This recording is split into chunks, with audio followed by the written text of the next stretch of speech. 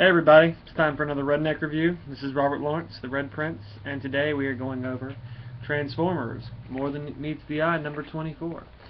This is part of the Dark Cybertron story arc that's going on through the Transformers Robots in the Skies story and the More Than Meets the Eye story. So, and this is part 4. As always, it's an IDW comic. It's $3.99, so... You know, like I always tell you, the IDW stuff is always pretty well thought out, pretty well made and written and drawn. You know, you always get quality stuff when you get their stuff. If you want to get away from the Marvel and DC drama. All right. Well, when we last left off, we found the lost light on in an unknown planet, searching for. They found the Titan's thumb. You know, Metroplex. And you know, now they find themselves on this planet where they found that thumb, and they are being surrounded by these unknown Transformers. This picture right here. Ultra Magnus is in charge of the Lost Light at this point, and you know he's going in there. He starts to realize the situation. He goes, "We're surrounded. Surrounded, mainframe. The Lost Light is 15 miles long and 10 miles wide. Do you realize how many people it would take to 2026 Ultra Magnus? I can count again if you'd like." So everybody last night's like, yeah, you know, I know this thing's big, but we are really surrounded. Alright, so we start going into there. They're all looking through the screens, and they're noticing, you know, there's all these Transformers running around them because it's too dark. They tell each other it's too dark. I can't make out if we're dealing with check out what we're dealing with. They look mechanical, but beyond that, all of a sudden, one of the cameras gets shot out. And the unknown Transformers are transforming and getting close to attack the Lost Light. Well, they're armed, however, whoever they are. I'm sure I've seen those insignias before. Check out the chest turn. They notice that it's not a you know, Autobot or Decepticon insignia. So they tell each other, you know, it's a secondary. It's not anybody we know. It's a new affiliation, and you know, they're combiners with the larger ones. Basically, they're saying all these new Transformers they can combine and create new shapes and everything. They're like cells. So Ultra Magnus is trying to make sense of the situation and lead, while Optimus, Hot Rod, and everyone else who's supposed to be in charge of the Lost Light is gone, because they've got alt modes, they're armed, and they can combine. They're Decepticons, aren't they? Miniature Decepticons, he says. He's not calling them that, he's just going a little nutso right here, because he's like, you know, one bad thing after another. And you know, minicons, anyone? No. Suit yourself. All of a sudden, you know, they just keep on going back and forth, and they're destroying if they're Cybertronians. Sorry, I'm rambling a little bit. Alright, well, Ultra Magnus sends out this message, telling them, you know, as acting captain of the Lost Light, I ask that you identify yourselves by race, name, and species code. I repeat, we need a race, name, and species code. Perhaps you're affiliated with the Galactic Council or the Black Bloc Consortia. Either way, we mean you no harm. We're looking for a friend, Metroplex, that's all. We Autobots are mechanicals just like you, and we passed the Ambius test. So he's letting them know, hey, we're no harm. You know, I'm you know, a robot just like you are. You know, like I would be saying to another alien, I'm humanoid like you are. And all of a sudden, they start to launch fire. Ultra Magnus is telling them, you know, nothing perceptive. If they were aggressive, we would know by now. All of a sudden, the window breaks apart, and missile and shrapnel comes raining down through. Story switches back a little bit to Cybertron after the events of this other Titan on the surface. The new city of Iacon has been utterly decimated. You know, there are ruined buildings. It's basically back to square one again. He goes, boss, I can't. All of a sudden, you know, it's Rat Trap and Starscream in the middle of this. They go, boss, I can't lie to you. Shiny new body or not, you look terrible. Thanks, Rat Trap, Starscream says. Appreciate any word on casualties. You see Scoop's design digging around, so there are people everywhere. They're buried in the dirt over here. Any rhyme or reason to what he's doing? Nah, I thought it might be a case where, like, guys what were constructed cold got hit harder or something, but nah, looks random. He goes, yeah, of course it would. Well, that's so much worse after all. All of a sudden someone yells out, Starscream. You were the chosen one. So all these people, all these Transformers are coming up to Starscream. You were the chosen one. The one who was going to protect us. Hey, I'm doing my best. Your very presence has condemned this city. Scoop, not now.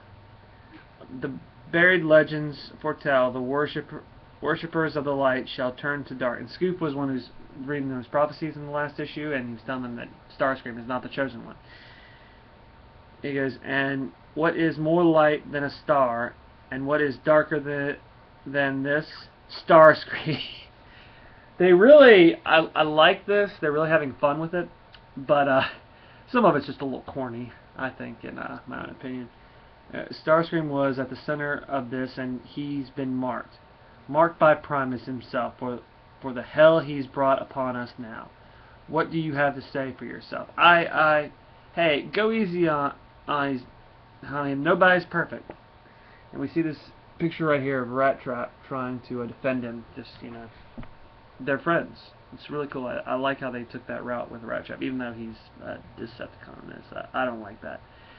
And if this means that we need a new chosen one, well, we'll figure it out, right, boss? What this means?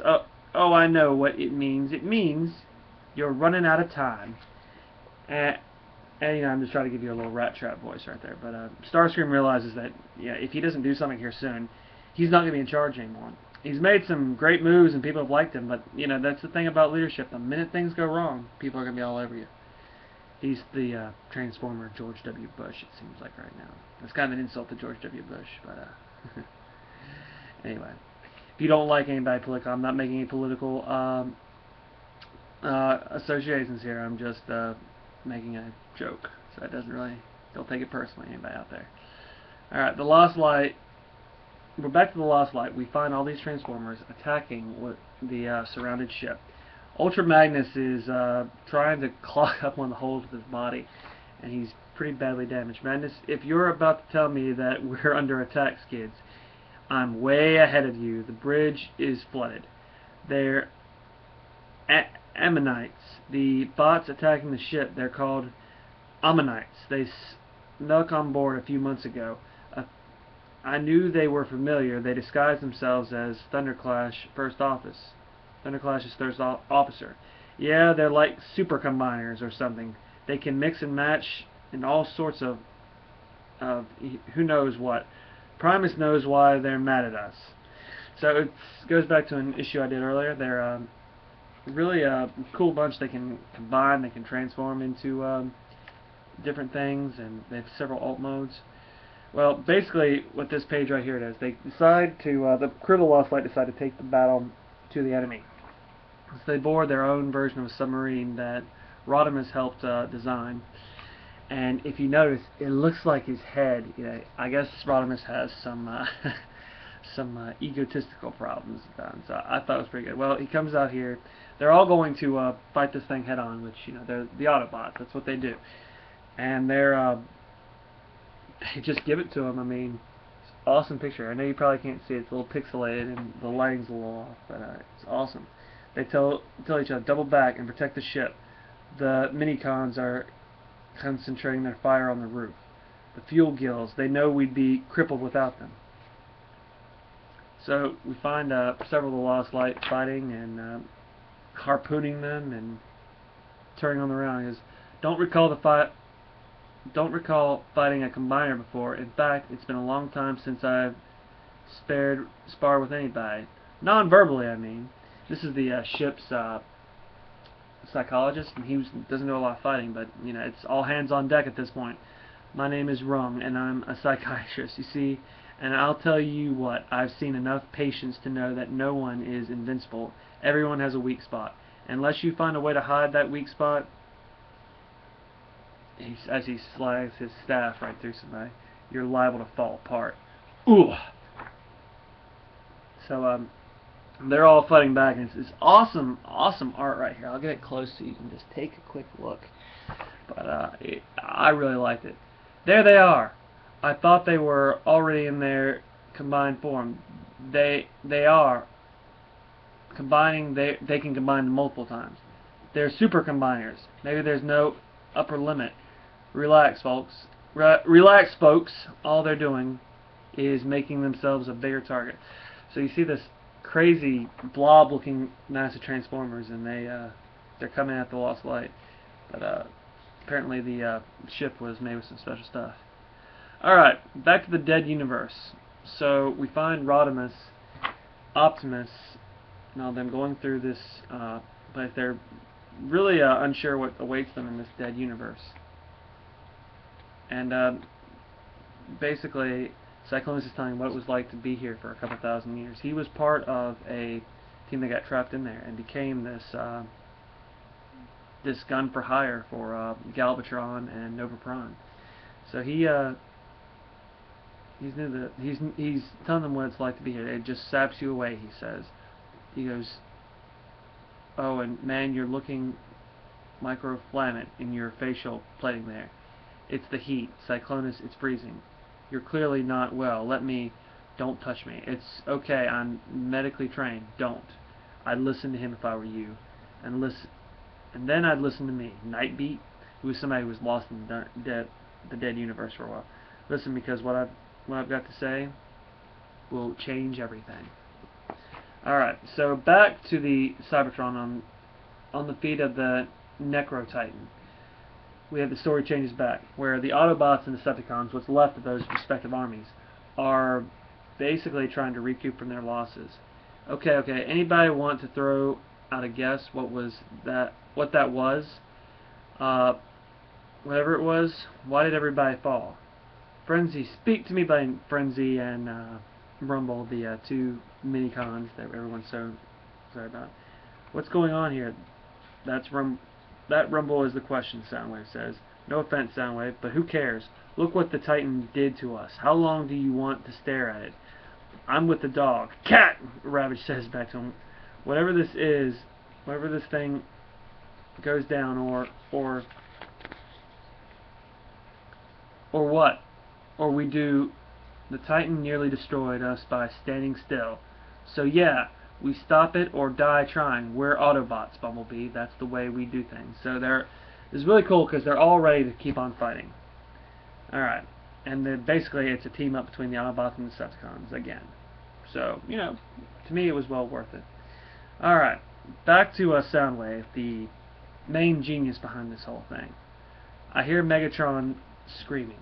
And we see Megatron here being operated on by Soundwave after they just put them back together. I gather this experience is an unpleasant one.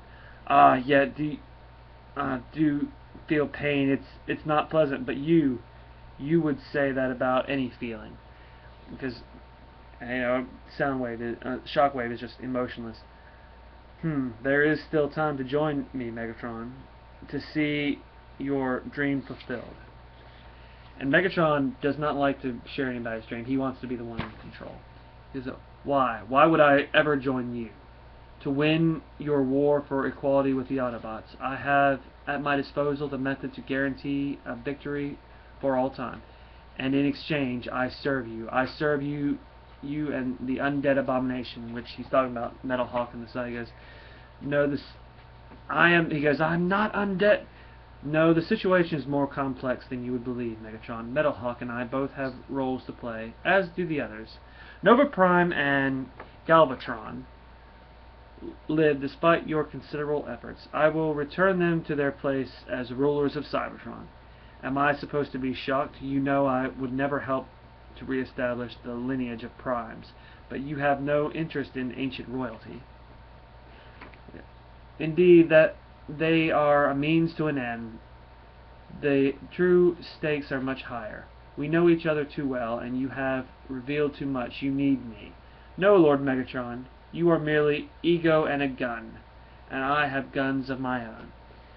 Basically, you know, you're powerful, but I'm also very powerful. They're two people that could have led that army like crazy.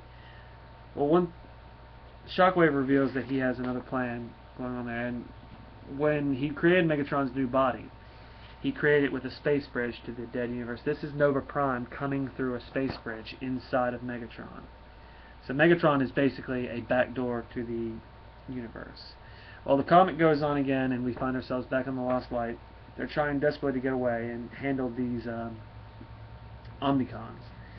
And they start, it's basically an ocean going through here. And they're fighting back and forth, and Ultra Magnus goes, whoever heard of a gold-plated abyss? And what's that sticking out from the wall? Some sort of oil pipeline? It's a retinal cable. A giant severed retinal cable, which can only mean one thing. So they're looking through it, they go around this wall, and they don't see what, they're trying to figure out what this thing is on the wall. It's Metroplex. We found Metroplex. So they found another Titan, and it's their friend, the greatest Titan of them all, Metroplex. Alright guys, well that'll do it for Transformers, More Than Meets the Eye, Chapter 4. I'm sorry if this was a little abstract. If you need some help understanding what's going on, go back and watch my older posts on More Than Meets the Eye and Robots in the Skies. That's what I don't like about two comics being intertwined together. And, you know, it just creates to me plot holes for people like me who are just trying to pick it up. So, the art. The scoring for this one. As far as the story goes, I'm going to give it a 4, because it's really hard to keep track to one thought on this thing. It's going through too many points of view, but it's still a good story. I think by the end we got to see how it ends. The art, without a doubt, it's a 5. Perfectly drawn, no advertisements. I get Optimus, Rodimus, and all these other Transformers all together in what Transformers comics should be. So that's it, guys. A 4 for the story, a 5 for the art. And that's your Redneck review from art. Please leave us some comments at the bottom of the, if you have anything you want to say, anything you want to add, anything you don't like about it. Give me some criticism, as long as it's constructive criticism, so I can review for you better. Alright guys, thank you so much, and God bless.